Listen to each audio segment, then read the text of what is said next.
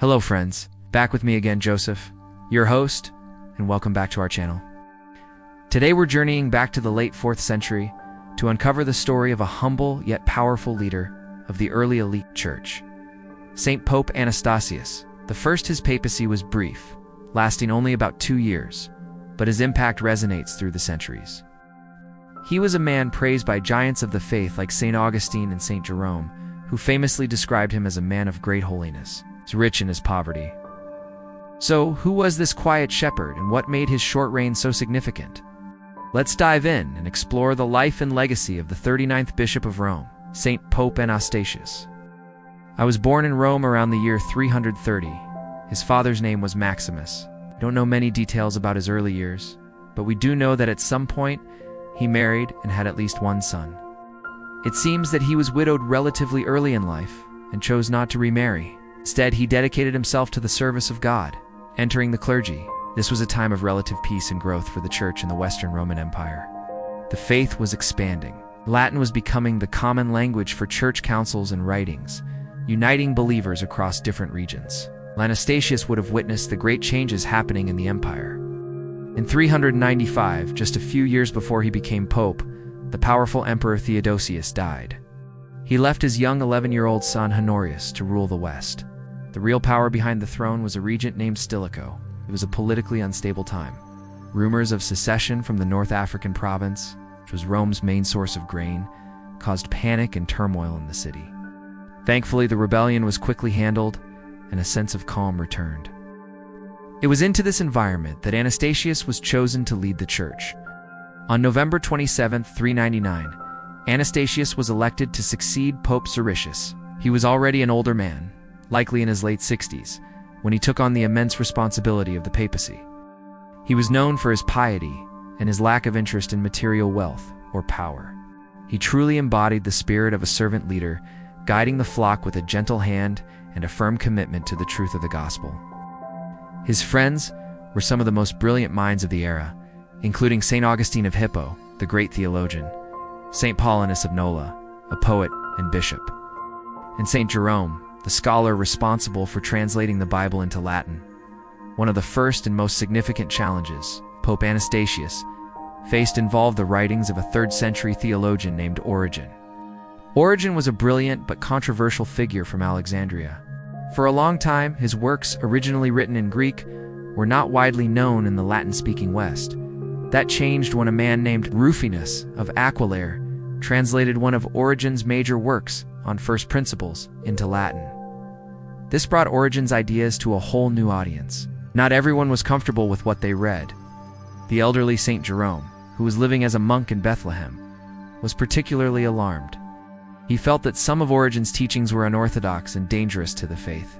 For example, Origen had speculated about the pre-existence of souls before their life on earth and the idea of universal salvation, suggesting that even the devil might eventually be saved.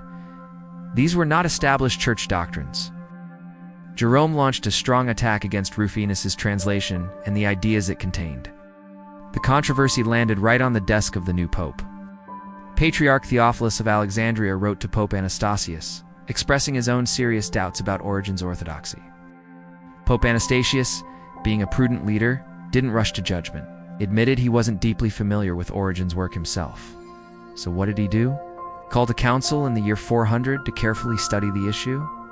After examining the writings and hearing the arguments, the council in Rome agreed with Saint Jerome's concerns. They declared that several of Origen's teachings were indeed heterodox, meaning they strayed from the accepted faith of the Church. In a letter to another bishop, Saint Simplicianus, Pope Anastasius made his position clear. He wrote, "If Origen has put forth any other writings, you are to know that they and their author are alike condemned by me. The Lord have you in safe keeping, my lord and brother deservedly held in honor." This decisive action helped to clarify church teaching and protect the faithful from potentially confusing or erroneous ideas. It showed that Pope Anastasius was committed to defending sound doctrine, even when it meant censuring a famous and influential writer. While the debate over Origen was unfolding, another theological battle was raging in North Africa. This was the Donatist controversy. The Donatists were a schismatic group that had broken away from the mainstream church nearly a century earlier. Their core argument was that the validity of the sacraments, like baptism and the Eucharist, depended on the moral purity of the priest or bishop administering them. In their view, if a priest had committed a serious sin, any sacrament he performed was invalid. This was a deeply troubling idea because it made the grace of God dependent on human sinfulness.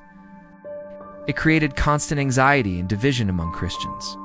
Who could ever be certain if their priest was holy enough? The mainstream church, championed by figures like Saint Augustine, argued forcefully against this. They taught that the sacraments belong to Christ, and their effectiveness comes from God, not from the moral perfection of the human minister. Christ is the true priest. The man is merely his instrument. Pope Anastasius I fully supported the bishops of North Africa in their struggle against Donatism. He encouraged them and affirmed the correct teaching of the Church, reinforcing the principle that God's grace is freely given and is more powerful than human weakness. His support helped to strengthen the Orthodox position and promote unity within the Church, even across the Mediterranean Sea. His leadership was a beacon of clarity during a time of intense theological debate. Beyond these major doctrinal issues, Pope Anastasius also paid attention to the spiritual life and discipline of the Church. He introduced a beautiful and meaningful liturgical custom that we still practice in some form today. He mandated that priests should stand and bow their heads during the reading of the Gospels at Mass. This simple gesture was meant to show profound reverence for the words of Jesus Christ. It was a physical way of expressing the belief that, when the Gospel is proclaimed, it is Christ himself who is speaking to his people. This small but significant reform enriched the liturgy and helped the faithful to focus their hearts and minds on the sacred text. Pope Anastasius was also concerned with maintaining good order and discipline among the clergy. In an age of travel, priests would sometimes arrive in Rome from overseas.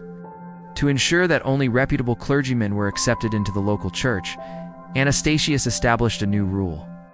Any priest arriving from a distant land had to present a letter of recommendation, a formal document confirming his good standing.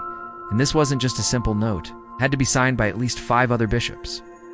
This rule helped to protect the integrity of the clergy in Rome and prevent potential troublemakers from causing disruption. It was a practical measure that demonstrated his pastoral care and wisdom as a governor of the Church. Now, let's turn to a more personal and unique aspect of Pope Anastasius's life: his family. As we mentioned earlier, he was a widower and had a son before he became pope. What is truly remarkable is the identity of his son. Historical records, including the writings of his friend Saint Jerome, identify his son as the man who would succeed him as pope, Pope Innocent I. This is an incredibly rare, if not unique, case in the history of the papacy of father being directly succeeded by his own biological son.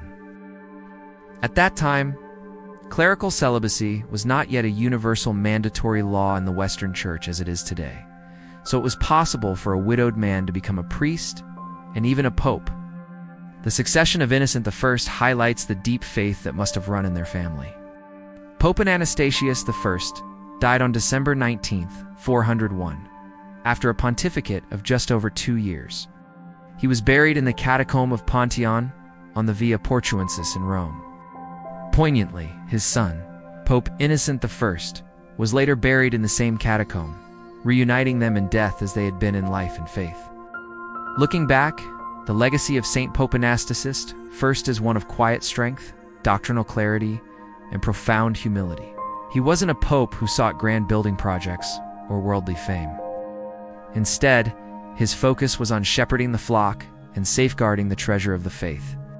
St. Jerome's description of him as rich in his poverty perfectly captures his spirit. He found his wealth not in gold or power, but in his deep relationship with God and his service to the Church. He lived out the ideal of apostolic zeal, detached from worldly attachments and completely dedicated to his mission. His life teaches us a timeless lesson.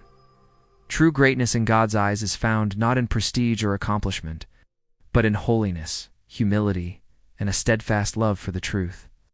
In his short time as pope, Anastasius stood firm against heresy, enriched the Church's worship, and guided his people with pastoral wisdom. He reminds us that even a short period of faithful service can have a lasting and powerful impact. The Church celebrates the memorial of Saint Pope Anastasius I on December 19th, the day he entered eternal life. Well, as we remember this holy shepherd, let's ask for his prayers, that we too may be rich in the things that truly matter and remain faithful to Christ in all that we do. Thank you so much for joining me today to learn about the life of this incredible saint. If you enjoyed this video and want to discover more stories of the holy men and women who have shaped our faith, please consider liking, sharing this video, and subscribing to the channel. It really helps us to continue bringing these stories to you. Take care, everyone. Stay safe and healthy as usual. Till next time, may God bless you always.